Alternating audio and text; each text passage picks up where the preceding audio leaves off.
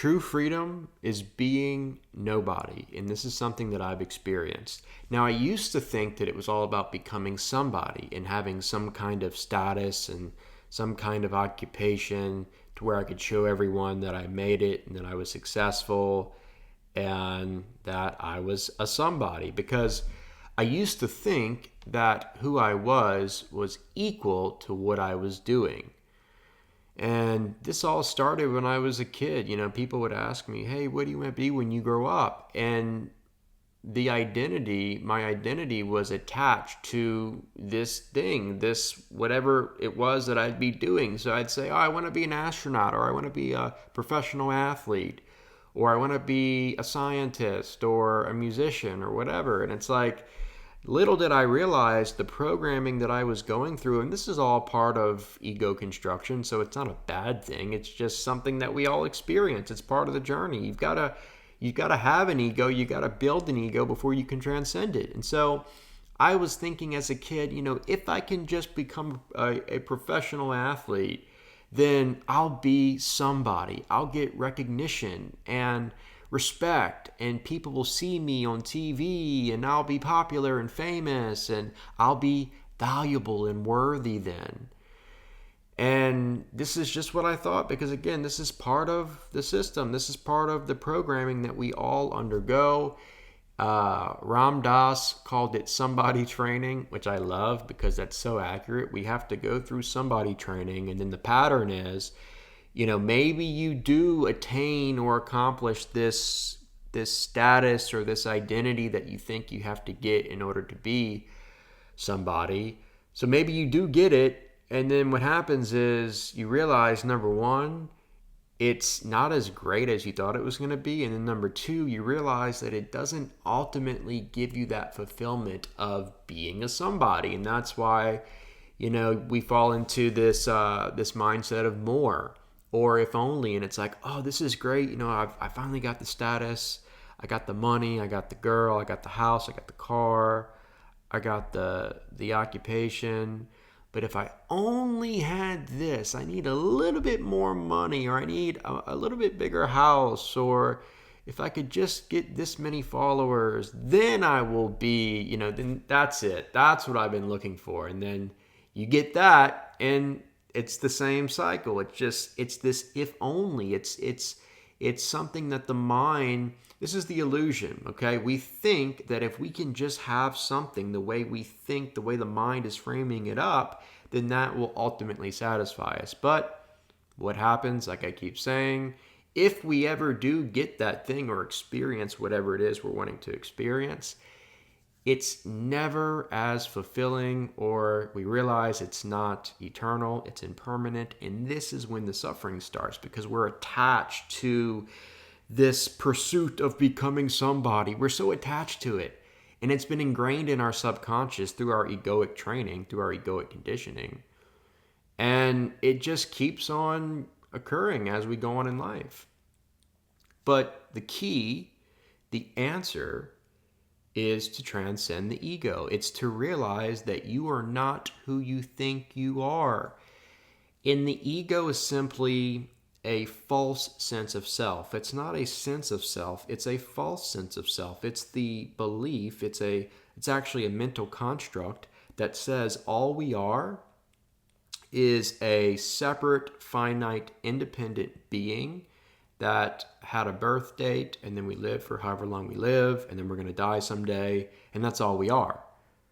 That is the ego. And then, so the ego starts off with that, and it typically starts off with identification, with being the body or the mind.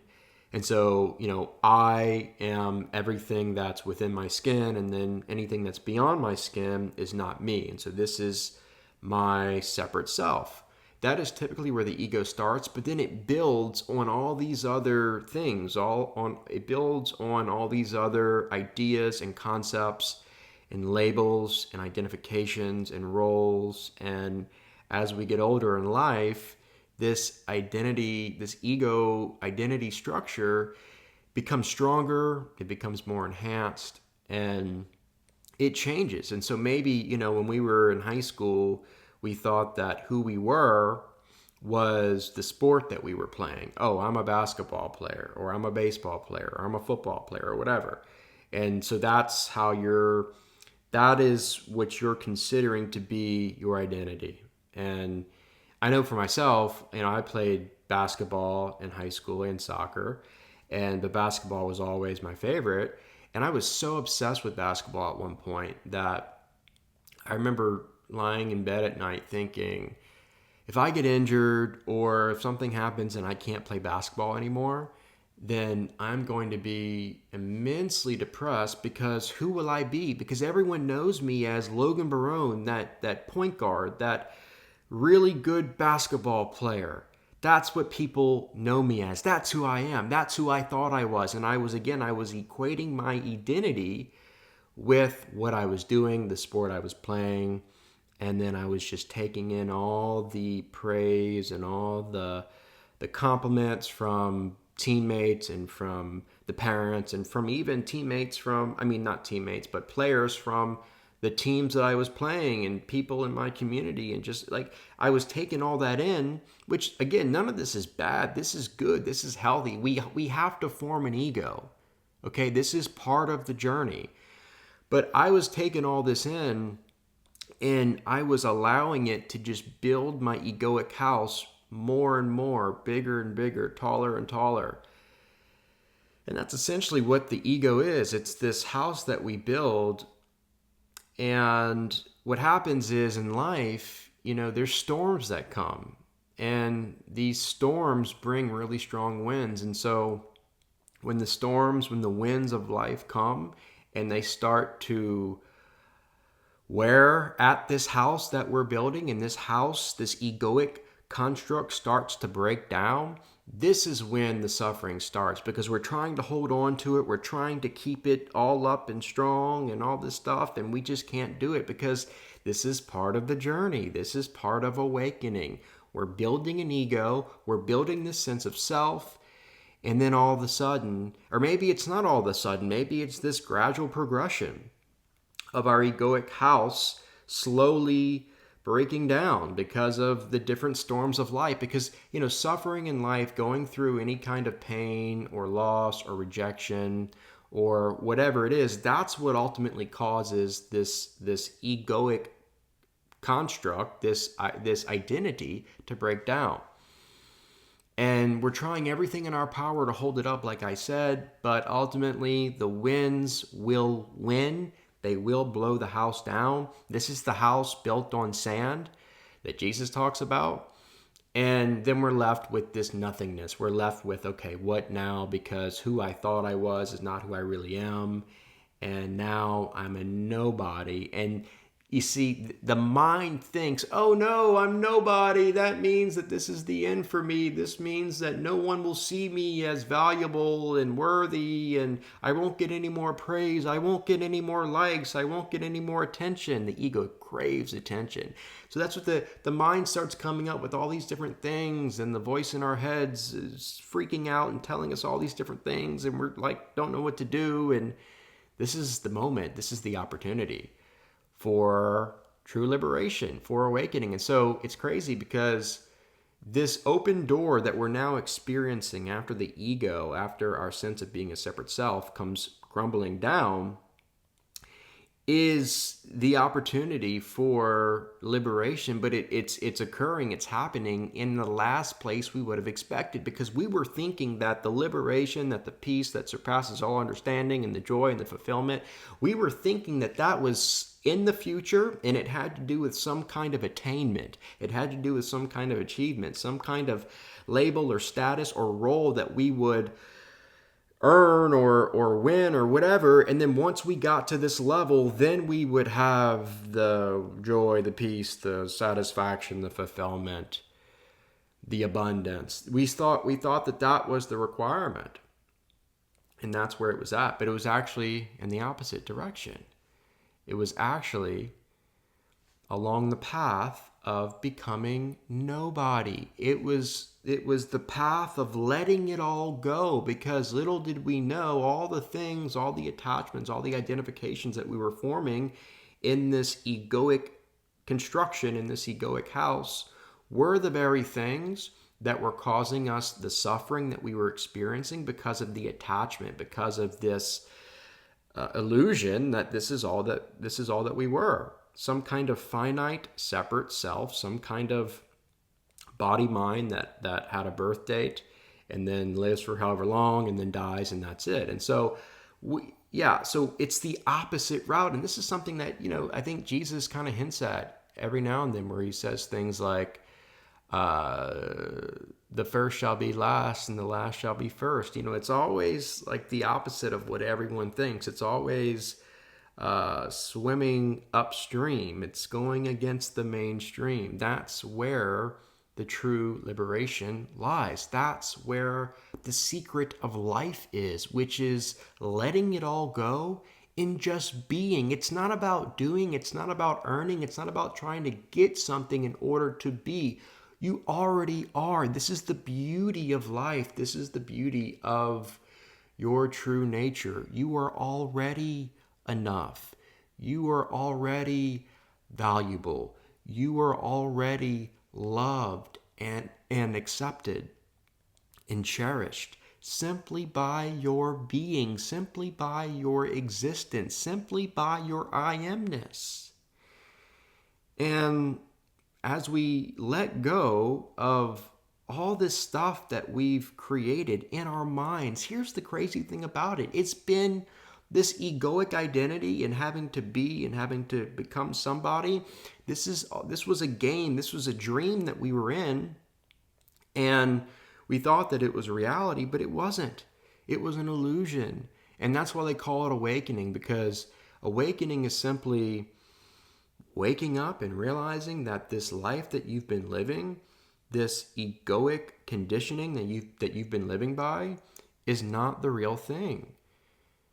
And I think it's important that we view it as awakening, because the thing with the ego is you can't fight it off. You can't try to push it away, or because it doesn't actually exist. It's a mental construct. It's an illusion. And so the key to transcending the ego, if we even want to say that, is realizing that you're not that. Who you thought you were is not who you really are. And so as you discover your true self and realize who you really are, then simultaneously the ego dissipates into the illusion that it really is.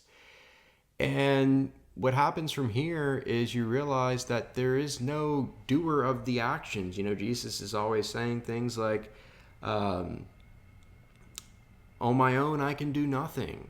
It's the Father, it's source consciousness, it's the divine energy in me that's doing and saying everything that I'm doing. He says this, and he says, I can do nothing on my own in John 5. I think it's John 5:19. And then he says in John 14, everything that he says, according to him, everything he says is not him. It's not this egoic separate self that's doing it. No, it's the divine in him. It's the Father in him. And this is how he was able to get into this flow. And this is how the divine energy, like I said, was moving through his body. He was able to heal. He was able to do all these miracles because he was just in the experience. He was just being. He wasn't trying to do. He wasn't trying to prove to people that he was the real deal. No, he was just cool. He was just living his life. He was entering into the flow state and allowing the divine essence of his true nature to do and say everything that he was supposed to do and say. And the same goes for us. And he actually says this in John 14:12. He tells his disciples or whoever, he says, you can do the same exact things I'm doing and even greater.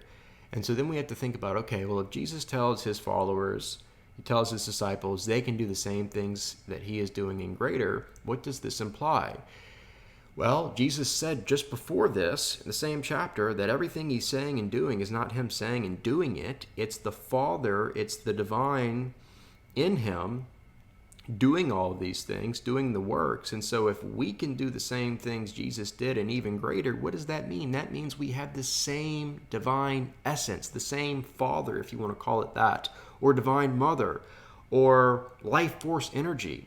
consciousness that's within us, that's able to flow and do and say marvelous things, divine things, because we are divine beings. That is the truth of who we really are. We're not separate, independent, finite beings. No, we are actually being itself. We are consciousness itself. We're not conscious. We're not beings that are conscious. We are consciousness itself. And this illusion, this life of being a separate self, is something that is occurring within consciousness. So consciousness is dreaming, or God, if you want to use that word, is dreaming of being a separate self, and that's what we're experiencing when we are in Maya, as they say in Hinduism, the illusion of separation, which is identification with being a separate self, which is the essence of ego. This is just a dream-like existence when we're living in this state of consciousness. But guess what? There's a greater reality. There's a greater truth. And this is the truth that makes you free. The truth that makes you free is that you are not a separate self. And the truth that makes you free is that the real you is beyond the body, beyond the mind, beyond space, and beyond time. You are infinite. You are eternal. And this is not an egoic thing, so it's not like, oh, this is only just for you, because remember, the separate you doesn't exist. We are all one. Paul says in Acts 17:28, I think, he says, in God we live and move and have our being. And so the only being that exists is God's being. There's just one being. There's not a bunch of separate, independent beings. No, there's one being, God's being. And in that being, we live and move and have our being, because there's only one being. How you like that? That's what it is. And so this is so freeing and liberating, because we can go about our lives knowing that it's not about us. We don't have to try to be someone and portray ourselves to some kind of status or some kind of identification or some kind of role, or we don't have to get this certain occupation in order to be worthy and valuable in society. No, we can just allow the flow, the Tao, to flow through our lives. And what we realize in this is that we are actually the universe experiencing itself. And so we're not just these independent, separate beings that are experiencing life. No, we are life itself, experiencing this temporary dream of being a separate self, of being an ego, of being a body-mind. And so we should embrace this. We shouldn't try to get away. We shouldn't try to escape this life. No, we should be fully in this life, because it's temporary. And there's a purpose, there's a reason behind it. We're learning, we're experiencing what it's like to not be the one. We're experiencing this world of duality. We're experiencing this world of polarity. And it's all about experience. It's all about learning. It's all about growing. That's how consciousness ultimately evolves. And there's a lot more that goes into that. I made some other videos where I talk about that. But today, I just want to stick and focus on the ego, and how when you just awaken to who you really are, which I understand can be easier said than done, but believe it or not, awakening is nothing mystical. It's nothing that's extravagant. It's actually a lot simpler than what many people make it out to be. Because awakening, it's something that through meditation, I believe meditation is, or I don't believe, I know from my experience. From my experience, for me, meditation has been the best method for awakening. The best method to really sit back as the pure consciousness, as the awareness that we fundamentally are, and to really see, okay, I am what's aware of my body, therefore I cannot be my body. I have a body, and it's temporarily mine, but it's not who I am. I have a mind, but I am not my mind. I am what's aware of my mind. I have thoughts, but I am not my thoughts. I am what's aware of my thoughts. And if you just meditate, this is what I'll leave you with, okay? Meditate on the I am. Meditate on who am I. And that's all I'm asking is for you to just Meditate on that and go within and do some self-investigation, do some self-inquiry and see what it really means to exist. What is this I? What is this, not the egoic I, not the sense of being a separate self I, but this deeper I, this pure I amness that is just synonymous with existence, and it's aware. So like I said, it's aware of the body, it's aware of the mind, it's aware of thoughts, feelings, emotions, it's aware of everything that's arising in experience, and it's one with experience. So it's not like this separate consciousness or this separate being that's aware of whatever it is it's experiencing in life. No, it's one with the very essence of experience. And when you try to pinpoint it, when you try to locate it, you can't. Why? Because it's beyond space. It's infinite. When you try to, through self-inquiry or any kind of introspection, when you try to like figure out when it began, when it started, you can't, because it's eternal. It's beyond time. It's beyond a beginning and beyond an end. It's beyond birth and death. And it's one with the present moment. And so this is, like I said, something that I just would encourage all of you to do if you haven't already, because this is what leads to realization, to self-realization, which is what this journey is essentially all about. And this is liberation. So I think that's it for today. If you found this video helpful, informative, or insightful, please leave a thumbs up at the bottom of the screen, and be sure to subscribe to my channel if you haven't already. Thanks for watching, and I'll see you next time.